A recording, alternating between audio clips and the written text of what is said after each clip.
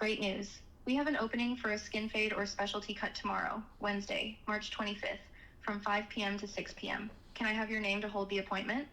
David Goggins. Thank you, David. Just to confirm, you'd like to book a skin fade or specialty cut on Wednesday, March 25th at 5 p.m. under the name David Coggins, correct? Yes. You're all set, David. I'm booking your skin fade or specialty cut for Wednesday, March 25th at 5 p.m.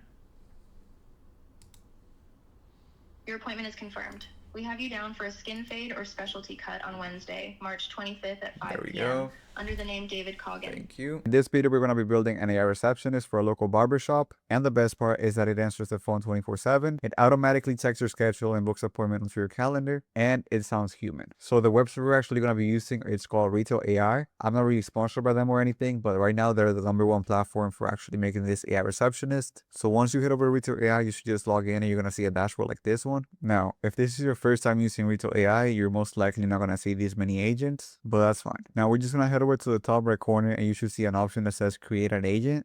You're going to click it, and then after that, you're going to click create a voice agent.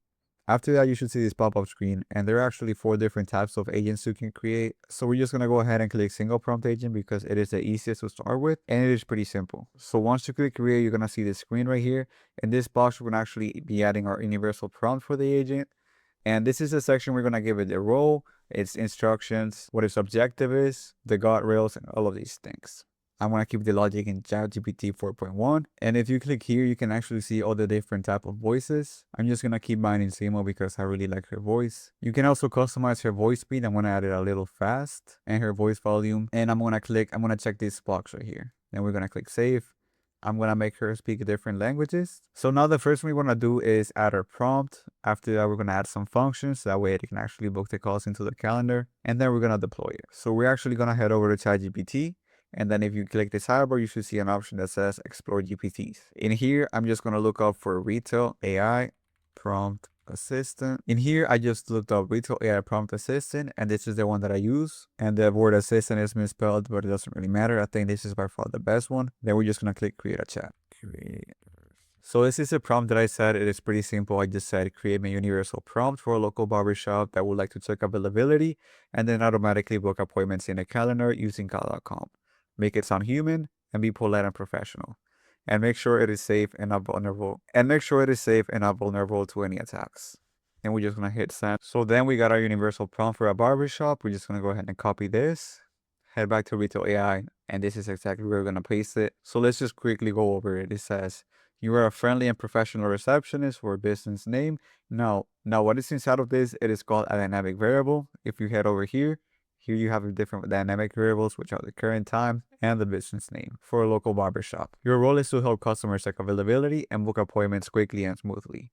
You speak in a warm, natural, and conversation tone like a real human assistant at the front desk. Then we just have our guardrails, which is just something basic like be polite, calm, and professional at all times. Keep responses concise and easy to understand. Sound natural and human. Avoid robotic phrasing. Ask only one question at a time. Use simple and clear language. And confirm the important details before booking. And then we have our different response guidelines. Now you can add whichever you want. Here I just have something like always guide the user step by step and to not ask multiple questions at once. Repeat back key booking appointment details before confirming. That's just to make sure that everything is right. If an unclear input is given, then we have something like in case the AI receptionist doesn't understand anything, politely ask for clarification. Again, to just make sure that everything is correct. Convert dates into spoken format, which are going to be Friday, March 15 at 3 p.m. and to offer other alternatives and never to assume any information. Then we have our functions. We have the flow. You can just customize depending on the business's needs and their business process. And then we just have basic case handling. So let's just go ahead and manipulate some things here. Then we're just going to head over to this website called call.com. And if you're not familiar with it, it is pretty much just a scheduling software. This is so you can link your AI receptionist or any CRMs or whatever calendar the barbershop is using. So I'm just going to sign up.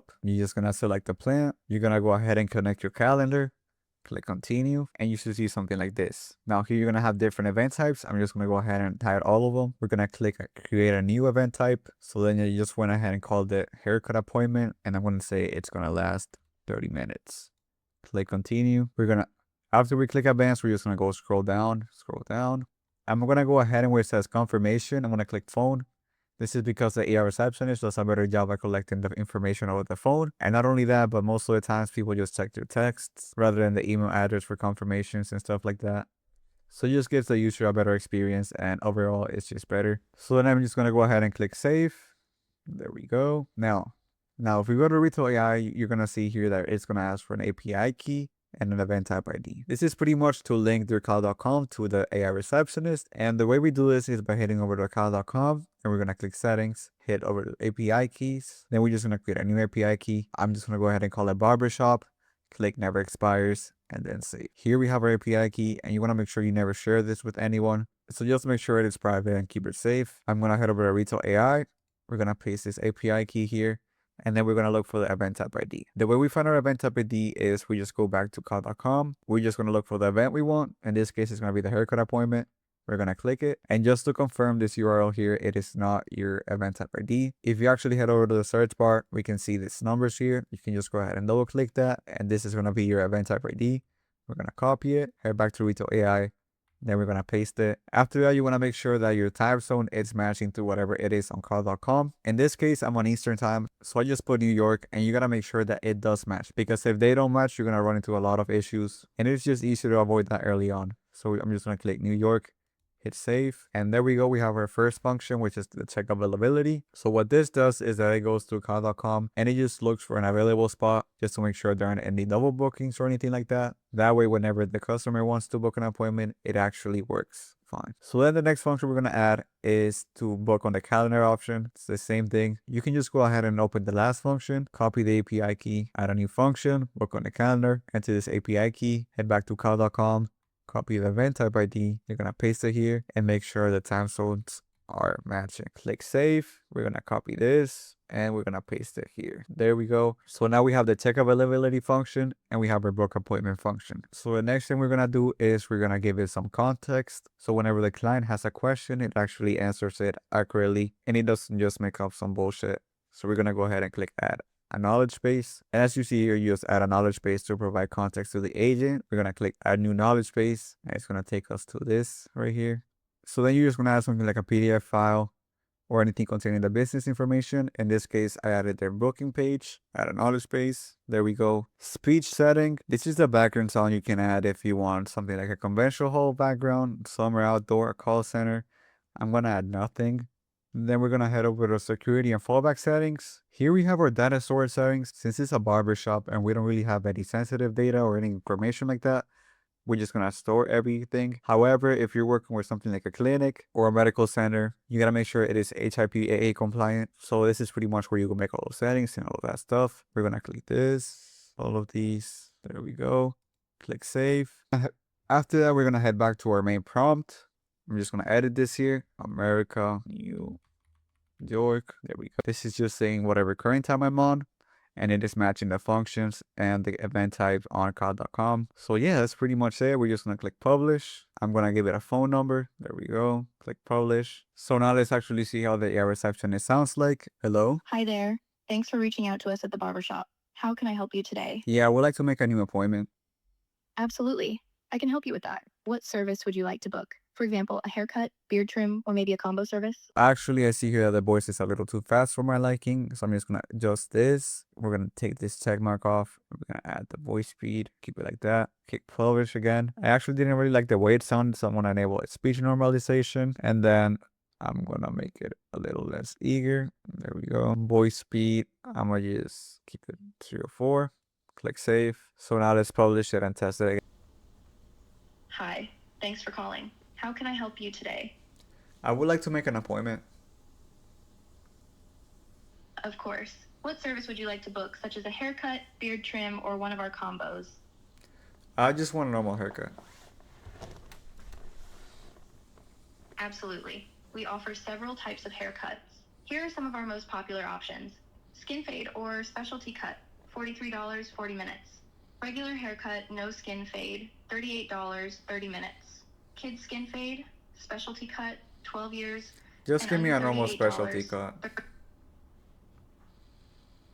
No problem. It sounds like you'd like a skin fade or specialty cut, which is one of our most popular options. This service is $43 and takes about 40 minutes. When would you like to come in for your appointment? Please let me know your preferred date and time. Tomorrow at 5 p.m. Let me check if we have an opening for a skin fade or specialty cut tomorrow at 5 p.m. Great news. We have an opening for a skin fade or specialty cut tomorrow, Wednesday, March 25th, from 5 p.m. to 6 p.m. Can I have your name to hold the appointment? David Goggins. Thank you, David. Just to confirm, you'd like to book a skin fade or specialty cut on Wednesday, March 25th at 5 p.m. under the name David Coggins, correct? Yes. You're all set, David. I'm booking your skin fade or specialty cut for Wednesday, March 25th at 5 p.m. Your appointment is confirmed. We have you down for a skin fade or specialty cut on Wednesday, March 25th at 5 There we p.m. go. under the name David Coggins. Thank you. Again. So yeah, as you see here in the calendar, it's already booked. Haircut tomorrow at 5 p.m. So yeah, after that, you're pretty much done. Maybe you want to add something like some other dynamic variables. We're gonna click this. We're gonna click this. Save as service type. But that's pretty much if you want to get fancier with it. So now, in order to actually pass a service, what I did to make this easier for me is that I made a custom GPT on Gemini. So every time I give it the specific amount of calls they get, all I gotta do is copy that number down into the custom Gemini, and it automatically gives me a price for the service. And this is very helpful whenever they're asking for the price or anything like that. And you just ask them, well, it just depends on the amount of calls you get per month. And then you can just get an estimate of what you want to charge. So if you actually click the link in the description, you're going to have access to my community. We can just go ahead and go to the Research Hub. And here you can have access to the custom Gemini. So I'm just going to say 40 calls per day. So as you see here, we have everything. We have the total monthly calls, the total minutes they get per calls. And this is assuming the call gets for a minute. And I pretty much designed this in a way so you don't actually lose any money. But I think just charging the standard tier is more than enough, since most of the times you're actually not going to be hitting the number for the retail bill. This is just for safety. If you got any value out of this video, all I ask is that you like and subscribe, and I'll see you in the next video.